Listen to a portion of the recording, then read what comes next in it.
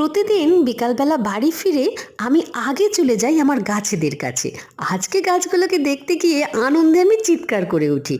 দেখি রবিবার দিন যে স্থলপদ্মের গাছটি আমি বসিয়েছিলাম, আজকে বুধবার, আজকেই তাতে ফুল ফুটে গেছে। দেখে এত আনন্দ হলো আমার, আর কি সুন্দর দেখতে হয়েছে ফুলটা। বাবুকে বললাম, তুই ফুলটা তুলে আগে ঠাকুরের পায়ে দিয়ে আয়। বাবু ভালো করে হাত পা ধুয়ে তারপরে ও ফুলটা তুলে ঠাকুরকে দিয়ে এলো। এরপরে আমি আমার কাজে লেগে পড়েছি। আমি আগে গাছগুলোতে জল দিই, তারপরে আমি বাড়ির ভিতরে ঢুকি। আজকেও তাই করে নিচ্ছি।